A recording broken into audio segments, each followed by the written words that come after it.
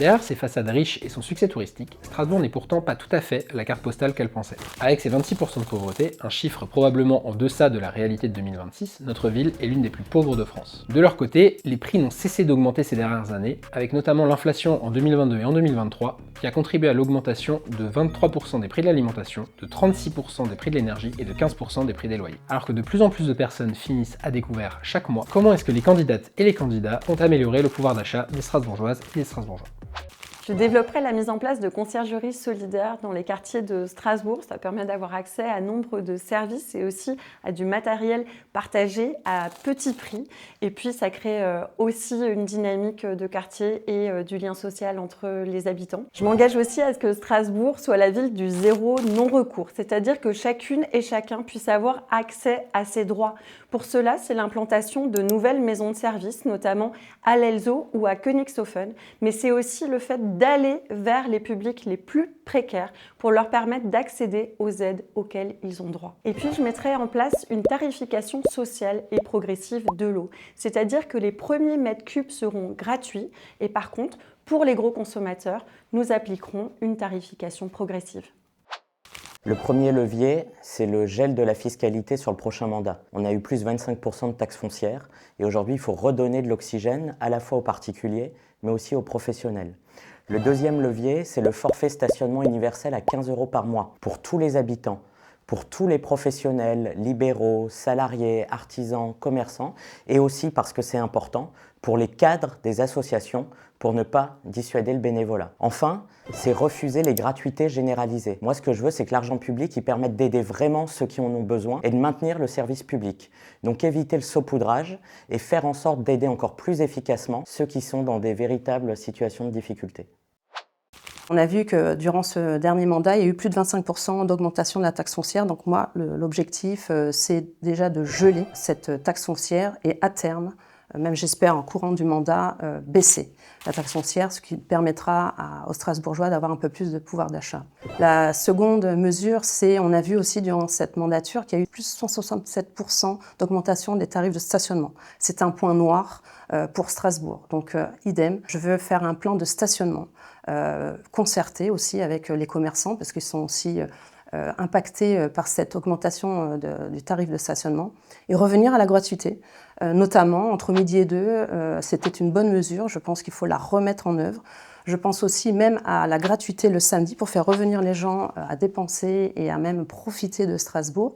Pareil, parking gratuit au sein des hôpitaux publics, ce qui permettra de dégager du pouvoir d'achat. Et ma dernière mesure, donc, c'est un plan d'aide pour les aînés et les familles, donc avec un pass pour les musées notamment, pour les familles, gratuit, et pour les seniors. Et puis aussi un panier d'aide alimentaire, pareil, ciblé pour les personnes les plus démunies.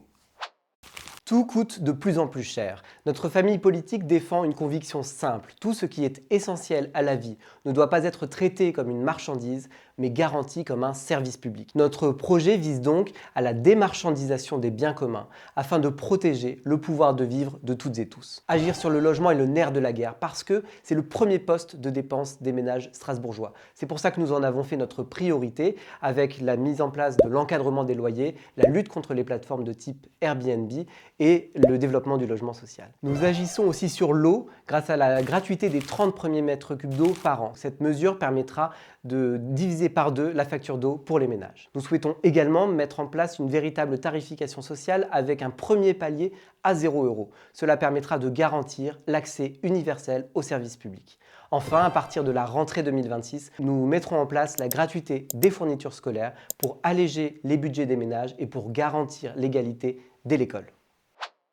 La première mesure, c'est geler les impôts et les tarifs municipaux à Strasbourg. On a les impôts qui ne font qu'augmenter depuis des années à Strasbourg, notamment la taxe foncière. Et l'objectif, c'est aussi de pouvoir geler les tarifs municipaux, que ce soit sur les transports, les cantines, la crèche, qui ne font qu'augmenter. Et l'objectif, c'est de pouvoir geler et faciliter la vie des Strasbourgeois au quotidien. La deuxième mesure, c'est de faire de Strasbourg une ville motrice des programmes européens. Concrètement, il y a énormément de programmes européens auxquels Strasbourg pourrait répondre et recevoir des financements pour accompagner la ville dans sa transition écologique. accompagner la ville sur ses projets solidaires. Et malheureusement, on ne profite pas assez en tant que ville de Strasbourg, qui est en plus garnie d'institutions européennes, de toutes ces aides qui peuvent venir de l'Europe. Et enfin, la troisième mesure, c'est la création de crèches municipales pour pouvoir justement offrir une alternative aux crèches privées qui coûtent très cher aux Strasbourgeois. La crise du pouvoir d'achat aujourd'hui, c'est une problématique nationale. Et à Strasbourg, avec la compétence de la mairie, nous travaillons sur des leviers pour pouvoir avoir un impact direct sur les dépenses de contrainte. Les dépenses de contrainte sont le logement, l'énergie, le transport. C'est pour ça que nous allons vraiment investir dans la rénovation énergétique pour permettre aux ménages de payer moins cher et de vivre dans des logements décents. Et ensuite, il faut aussi améliorer le quotidien des Strasbourgeois tout en créant un lien humain en termes de services publics. Nous allons mettre en place un bus itinérant pour venir vers les habitants. C'est un gain de temps. Un gain de temps aujourd'hui a un impact sur le pouvoir d'achat. Et enfin, on a mis en place un dispositif qu'on appelle Stras Impact qui est là pour financer les projets locaux utiles avec des financements qui peuvent aller entre 3 000 et 15 000 euros. Et c'est pour vraiment soutenir l'emploi local. Au lieu de pouvoir d'achat, je préfère parler de pouvoir de vivre. Et le pouvoir de vivre est un droit. C'est la possibilité de ne pas terminer la fin de mois dans la difficulté comme le font certains Strasbourgeois et certaines Strasbourgeoises. Donc mon premier levier, c'est créer le service public de l'énergie. Pour maîtriser l'accès de tous et toutes, c'est de pouvoir aussi maîtriser les coûts, les tarifs et avoir une régularité de distribution.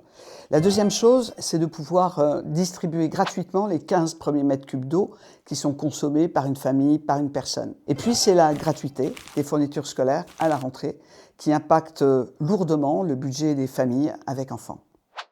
Le premier gain de pouvoir d'achat, tout d'abord, c'est la bonne gestion des comptes publics. Parce que malheureusement, ces dernières années, on a vu une augmentation extrêmement importante des impôts locaux, plus 25% à Strasbourg, mais aussi une augmentation des taxes, du stationnement, qui a grévé le pouvoir d'achat des Strasbourgeois. Donc notre première mesure, c'est la bonne gestion publique, aucune augmentation de taxes, aucune augmentation d'impôts. Ce ne sera pas le quoi qu'il en coûte, mais le combien ça coûte. La deuxième mesure, c'est sur le stationnement. Le stationnement en résidence, ça ne doit pas être un luxe. Ça doit être quelque part un droit. Eh bien, on va revenir sur un tarif qui me semble plus cohérent, celui de 15 € par mois, mais aussi à une gratuité entre midi et 14 h. Ça fera du bien pour les commerçants, ça fera du bien pour les restaurateurs, mais ça fera aussi du bien pour les Strasbourgeois qui iront manger dans nos quartiers ou au centre-ville également. Et le dernier point, c'est sur les fournitures scolaires. Cela coûte très cher pour les familles. Eh bien, la ville de Strasbourg va acheter en gros les fournitures scolaires et va pouvoir les proposer à un tarif solidaire à l'ensemble des familles. J'y vois évidemment une mesure de pouvoir d'achat, mais aussi une mesure sociale. Ça permettra aussi de gommer les différences entre les différents élèves et ça permettra une unité entre eux. Il est vrai qu'aujourd'hui, c'est devenu extrêmement dur pour les ménages de s'en sortir, notamment en France, à Strasbourg. Et avec notre liste Strasbourg c'est nous, on propose justement de rendre les transports en commun gratuits. Les transports en commun, c'est un bien commun. Il n'est pas normal aujourd'hui qu'un abonnement plein, c'est 56 €. Pour nous, chaque personne, quel que soit son âge, doit pouvoir prendre les transports en commun de manière gratuite sans risquer de se prendre une amende. On propose également de rendre les cantines scolaires gratuites pour les maternelles et les primaires afin qu'aucun enfant n'aille à l'école le ventre vide. C'est une question d'égalité mais aussi une question de santé publique. Il faut qu'aucun enfant ne risque de faire un malaise à l'école. Ensuite, on propose également un plan de rénovation thermique afin de faire baisser les charges locatives car aujourd'hui les prix des charges ont explosé et il faut agir là-dessus.